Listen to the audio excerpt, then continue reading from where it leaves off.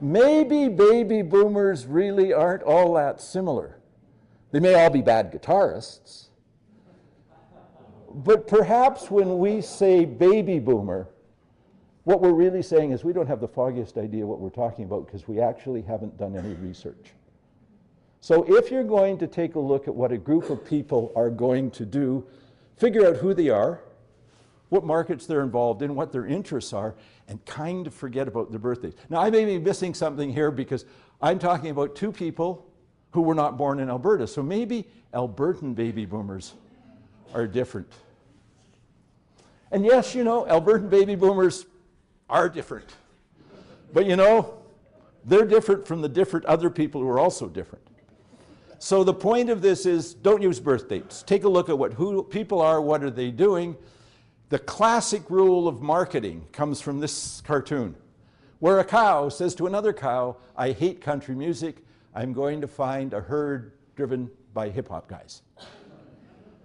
Doesn't matter when somebody was born, doesn't matter where they were born. If you're doing market research, if you're looking at the community you're in, look at the community, not their birth certificates. What matters most, if you want to know about somebody in a market that you're working in, is not how old they are, but whether they're vegans. Eating sprouts from Germany, but that's a bad joke. So the issue very much there is what people's inner definition, what their values and beliefs, the things they choose are important, not their external characteristics like their age, gender, height, language, whatever. Look at the people. That's rule number one in marketing, is look at your customers, not at a bunch of books. So there's our age profile in Canada in 2010. There's the people born after the war, 45 to 64. First the baby boomers turning 65 this year. There's that 28% jump from 45 to, sorry, just cough candy. 45 to 59, and there's that 28%, so there's the 28%, but notice again that there's that front edge wedge, the Margaret Atwoods, the Keith Richards crowd, who are giving us this leading indicator of what people are going to do, who were young in the 60s are going to do, and we know they're not going to do what previous generations did. They have longer life expectancies, they're healthier, their memories, they're not worrying about memory loss because they don't remember the 60s anyhow. I graduated from the University of Alberta in 1968 and somebody asked me, so how was it? And I went, what? I wouldn't have noticed that the Dean of Medicine was plagiarizing his speech because I would just be going, far out. So there's that front edge. So there's a demographic characteristic. What caused this change? And there's a profound, going down to the roots, we don't care about the number of births, we care about what caused the change in the number of births. And that's demonstrated in what's called the total fertility rate, the number of children a woman has during her lifetime. Now, that created the births, and we can see that the birth rate, total fertility rate, went up in, let's get rid of the background, increased in about 1939, moved up from the typical woman having during her lifetime about 5 kids, hit a peak of the typical woman having at prevailing rates about 4 kids, and then dropped down 1965, dramatic drop in birth rates because of the hockey night in Canada televised. And of course the knitting channel, the curling channel, the bowling channel, and most important technological device ever was not the wheel, the channel changer. Because I'll be right there, right after I just like scan through another 54 channels. So there's what happened in fertility rates, and why this is so important is not so much the baby boom itself, yes, that high level of births, but about 1972, the average number of births a woman would have during her lifetime dropped below 2.1, and 2.1 is the replacement level for birth rates. For a country's population to remain stable in both size and age composition, you have to have 2.1 births per woman.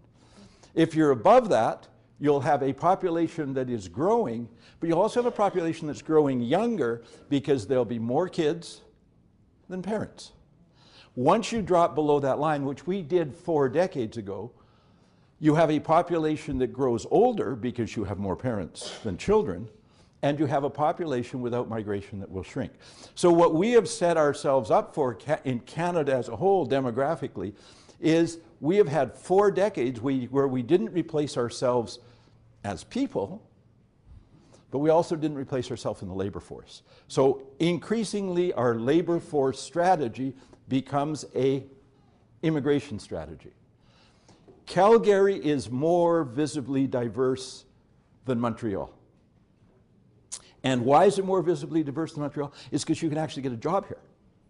So one of the implications downstream from this birth history is that we become, for labor force growth, we become dependent on migration. Now, many people, all male, will say this is going to change because women are going to start having more children.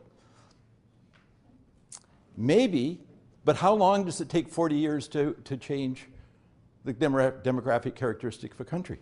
40 years. So it may happen, it may not happen, but it isn't going to change our future substantially. The other issue that is profound, it is very hard for a woman to have 1.7 children. She can have 1 or 2 or 3 or 4. So what was really happening out there is some women were having 2 or 3 kids, and some women were having no kids. So we're in a situation now that in Canada, approximately 1/4 of women will never have a child during their lifetime. This has profound implications for housing markets, labor markets of both types. It has issues in the future of care for the seniors population, tremendously. And it also creates a housing market that's quite different than the historical housing market because we have a never nested housing market. Everybody says, well, the empty nests and the people downsizing. You never have kids, you upsize, you don't downsize. So an issue there that we should consider. The other thing that's happened is that the timing of births has changed.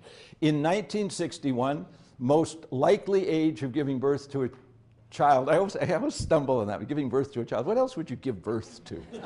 But you know, these are the things that in the back of my drug-addled mind, I kind of going, why are you saying that? Your mouth is moving, it makes no sense. So the most likelihood of giving birth, stop talking, David, was 20 to 24, when 1 out of 4 women of that age had a child that year. Which means over 4 years, 100% of the women would have a child, or there would have been 1 woman who was really busy for 4 years. Then it dropped off till there was a relatively low likelihood in the older age. Yes, birth rates have dropped, but look what else has happened. The typical age in Canada of a woman having a child now is 30 to 34. So what we have done is pushed back the beginning of families by a full decade. Again, neither good nor bad, but profound changes to society brought this about, and also consequences of it. So now the typical is 30, relatively low rate. What's happening here? Why are these young people doing this? Well, they're doing what they were told to do, which was to get an education.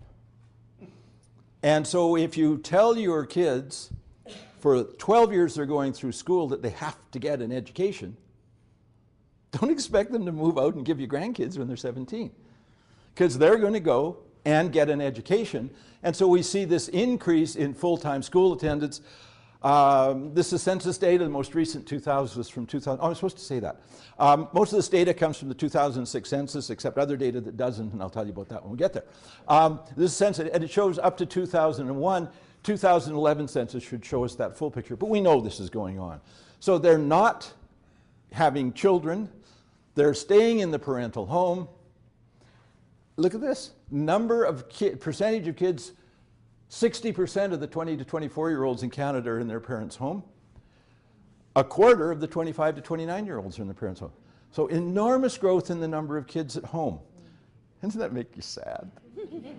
New York Times has an article of a 68-year-old man driving his 17-year-old daughter to college, and I'm going, 68, you gotta be golfing or something. Surely you got something. So there's the issue. Kids at home till later in the life cycle. So this is part of, not only is our births being pushed off a decade, but leaving home is being pushed off a decade.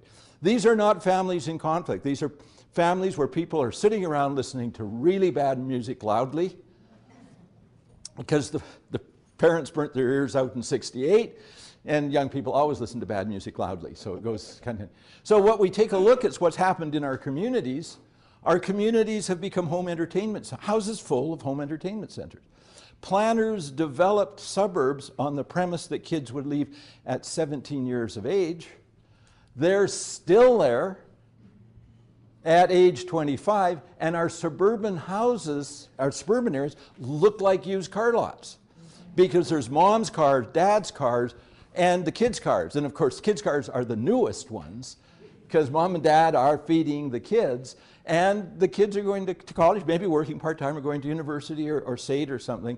What do you call an adult male living in his parents' home? Fridge magnet.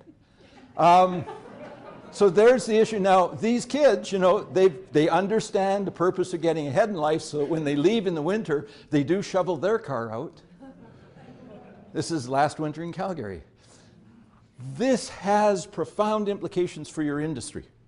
It has profound implications for communities. There's an enormous amount of money in these households because the kids are working part-time, they're not paying rent, etc. So the housing, they can go and buy a 17-foot by 64-foot screen that they put in the backyard, and it looks like a drive-in. And it looks like a drive-in because there are all cars in the front of the house, so it all works. So first of all, there's a lot of people who are now skipping the rental market. They go straight from their parents' home at 28 into an ownership market.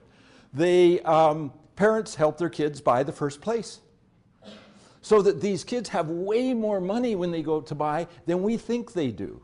And of course, they never tell the bank that it's a loan from their parents. It's savings. When they do enter the market, they can buy higher than they usually bought. So a whole transformation has happened out of this demographic on that front end of the market. And I think there's a great opportunity for people in the real estate industry to go to the parents who they sold them the house 15 years ago and say, so now let's work on getting the kids a place. So there's tremendous, again, for that niche of the market, tremendous opportunity. In terms of transportation and land use planning, land use planners are swamped because they can't get enough capacity in their roads, because instead of kids moving close to work, living in an apartment, taking transit, they're still at home and they're driving everywhere because they have those nice shiny cars. Households, lots of disposable income. They're buying, they're renovating, they're taking holidays, all of that. Buying vacation property in the East Kootenays. What is it, 70% of the residential property tax notices in Vermeer have Calgary postal codes. So again, there's opportunities with these households to do some real estate if that's the nature of the market you're in. And then this working, family life, everything, starting and ending much later.